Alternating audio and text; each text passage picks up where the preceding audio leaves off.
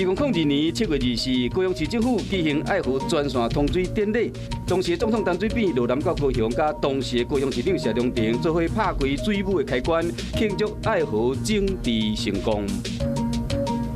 2012年7月24，英国灵魂女歌手艾美怀斯因为长期啉酒食药啊，伫英国伦敦北区的公寓死亡。伊是伫2008年一摆缔造格莱美奖最佳流行女歌手、最佳唱片等5项大奖的最大的胜利者，因为酒精中毒死亡，今年27岁。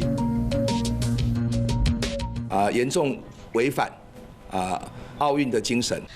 2018年7月24，中国以台湾民间推动东京奥运正名活动违反国际奥会规定为理由，伫东亚奥林匹克委员会临时理事会发起表决，以野手表决投票方式，决议取消2019年台中市东亚青年运动会主办权。当时的台中市长林佳龙骂中国粗暴，总统府嘛发表声明，谴责中国以政治干预提用。